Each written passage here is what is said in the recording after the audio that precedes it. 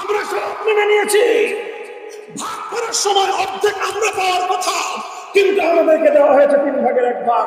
3 ভাগের 1 ভাগের চেয়ে কম 4 ভাগের 1 ভাগ। 3 ভাগ দেওয়া হয়েছে ভারতকে, ধর্মনিরপেক্ষতাবাদী হিন্দুদেরকে।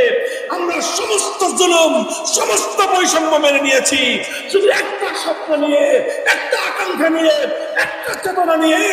দেশ ছোট হতে পারে, অর্থনৈতিকভাবে আমরা দরিদ্র থাকতে পারি, গরিব থাকতে পারি, হয়তো আমরা 3 বেলা খেতে পারবো না, 3 বেলা না পারলে 2 বেলা খাবো, 2 বেলা না পারলে 1 বেলা খাবো, 1 বেলা খেতে না পারলে পেটে পাথর বাঁধবো।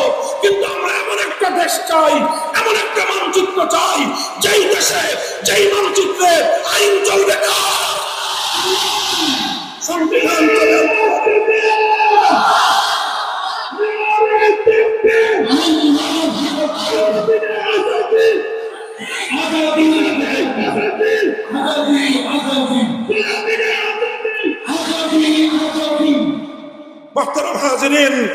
দেশ শেষ পর্যন্ত এইভাবেই ভাগ হলো।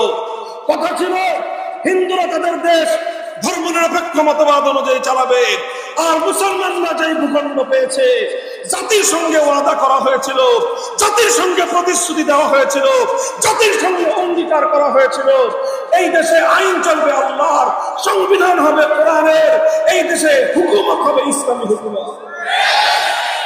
দুর্ভাগ্যজনক ভাবে 24 বছর পর্যন্ত স্বৈরাচারী পশ্চিম পাকিস্তানি শাসক গোষ্ঠী, পশ্চিম পাকিস্তানি স্বৈরাচারী শাসক গোষ্ঠী 24টা বছর আমাদের সঙ্গে গাদ্দারি করেছে, বিশ্বাসঘাতকতা করেছে।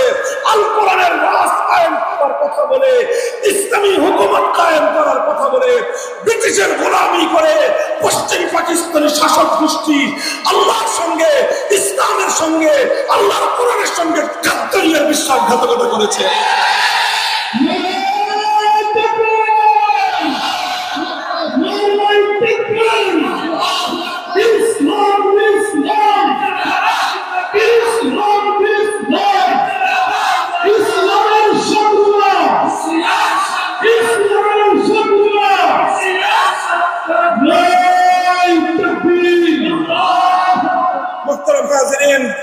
এইভাবে যখন ওরা গাদ্দারি করলো, ওদের গাদ্দারির ইতিহাস বড় নির্মম ইতিহাস, অনেক কঠিন ইতিহাস। বারবার আমাদের আলেম সমাজ পশ্চিম পাকিস্তানি সৈন্য শাসকদেরকে বলেছিল যে আপনারা তো জাতির সঙ্গে অঙ্গীকার করেছিলেন, কমিটমেন্ট দিয়েছিলেন, ওয়াদা করেছিলেন, যদি মুসলমানদের জন্য আলাদা রাষ্ট্র হয়, সেই রাষ্ট্রে আল্লাহর কোরআনের আইন চলবে। এখন আপনারা কোরআনের আইন বাস্তবায়ন করেন না কেন? তখন ওরা বারবার একটা